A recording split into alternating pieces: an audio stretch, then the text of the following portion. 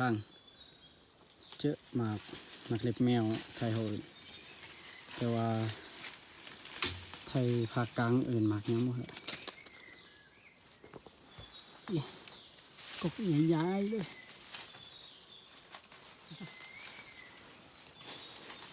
มีหอยกินอยู่เพิ่งก็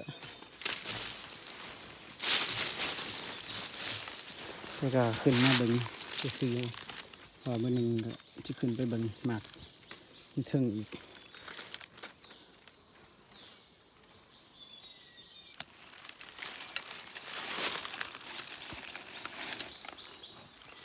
หอยcủa muốn nhảy xong nữa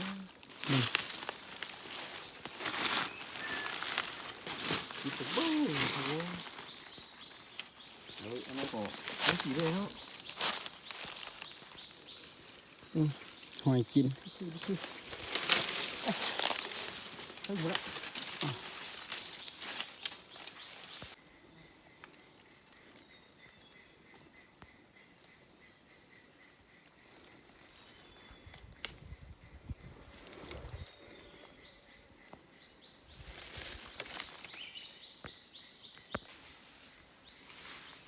กบใหญ่ๆลบ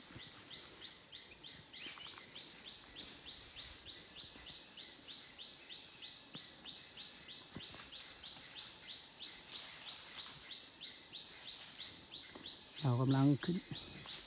ไปจอบตัวไหนวะสิ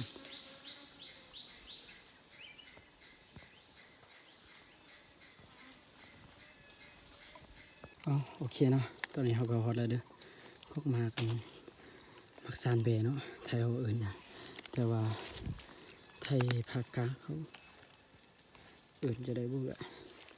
เพราะหอยกินลายอยู่นี่แต่หอยกิน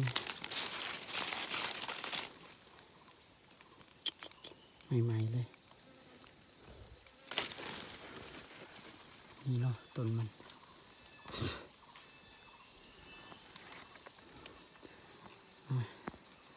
สบบานังก่อนเด้อไปหาบานังได้แล้วจะถ่ายเบิ่งอีกนี่เด้อกบมัน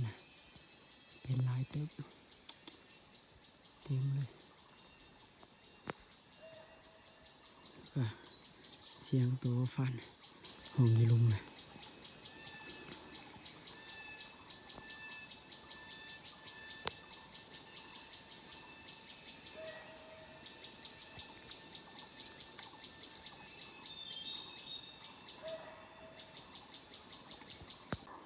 นี่เด้อหมากมันเหลืองๆเนาะเป็นลายอยู่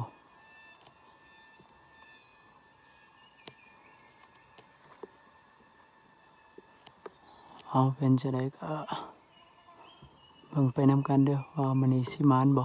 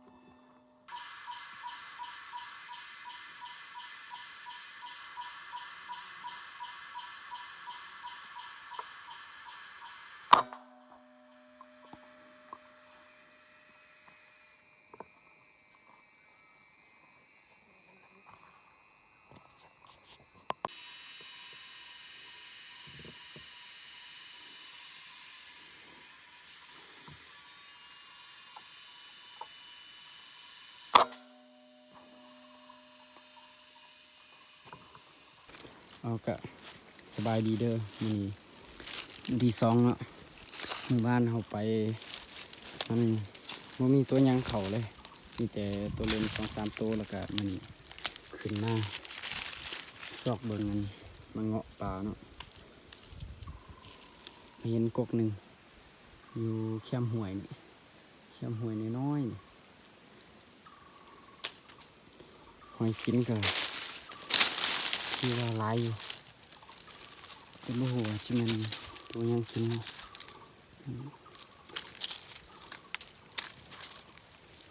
สุกแล้วเด้อกกนี่แดงเลย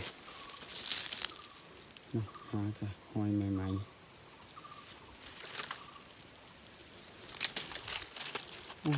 เพิ่นว่ากินทุกหมากเลยเอาไปหาบ่อนั่งก่อนเนาะแล้วก็มือเลี้ยงละสิท้ายให้เบิ่งว่าสิมีตัวหยังเข้าบ่เส้นทาง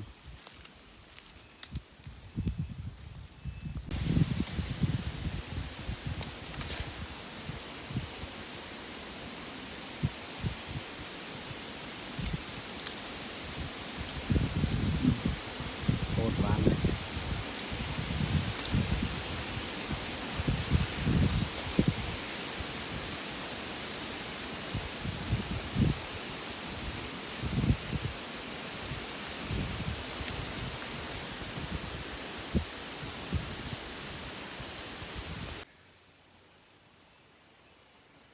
โอเคเนาะตอนนี้ก็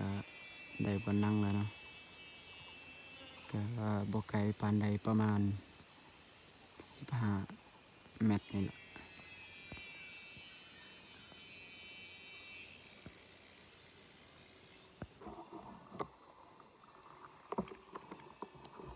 นี่เด้อหมากเงาะป่านะเป็นลายเติบอยู่เต็มเลย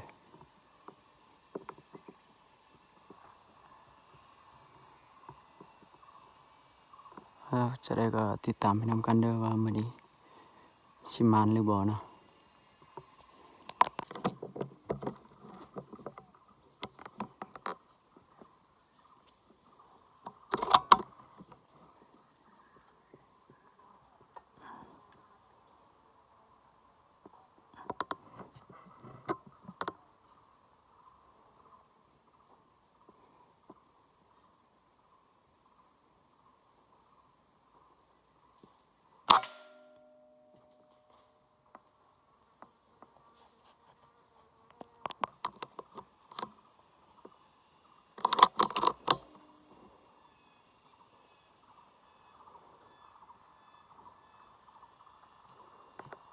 โอ้ยมีไหม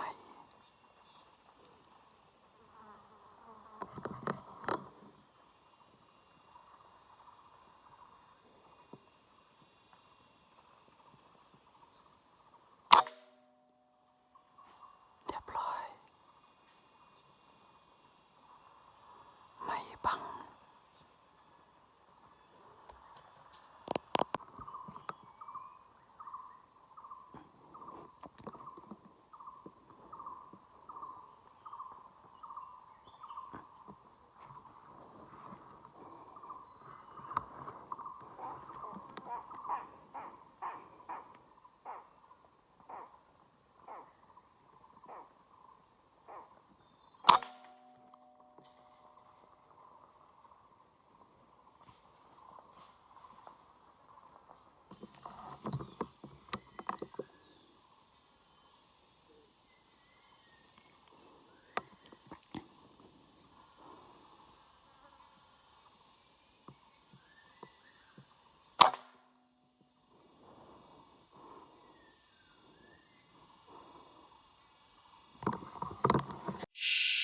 เอาตอนนี้ก็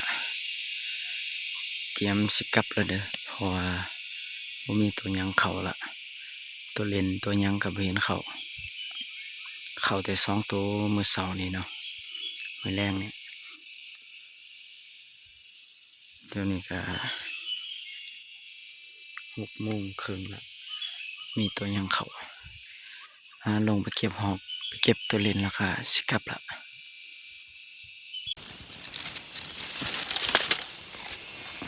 เห็นละตัวเลนตัวหนึงยังตัวหอกกับตัวเลนอีกตัวหนึงยังไม่เห็นอ่ะตัวเลนตัวหนึง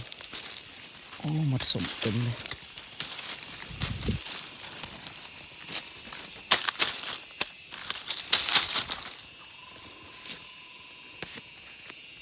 ก็ตัวหอก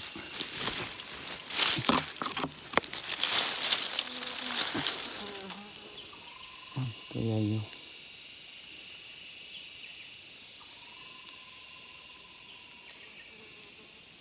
เมื่อกี้นี่ว่าชอกตัวหอกเลยชิกลับเนาะแต่ว่าเห็นตัวเลนอยู่วันเทิงต้นกินอยู่หาตัวแล้วก็ยิงตกได้3 ตัวนี่แหละแต่ว่าตัวหนึงบ่ตายเนาะแล่นลงไปแถวนี้ชอกบ่เห็น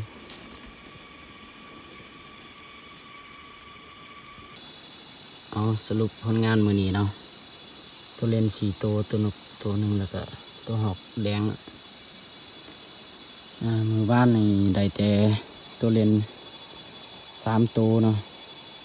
แล้วก็นกตัวหนึ่งแล้วก็บ่ได้สรุปผลงานให้เบิ่งเมื่อคืนก็บ่เห็นหยังเลยก็เลยบ่ได้ถ่ายไว้เนาะ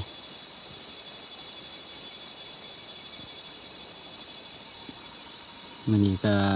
เสียดายตัวยิงทำอีทันบ่ตายเนาะลงมาซอกแล้วก็มันโดดแลนไปตกนี่ตกอยู่แต่ว่ามันบ่ตายเนาะสำนี้แหละเจอกันคลิปหน้า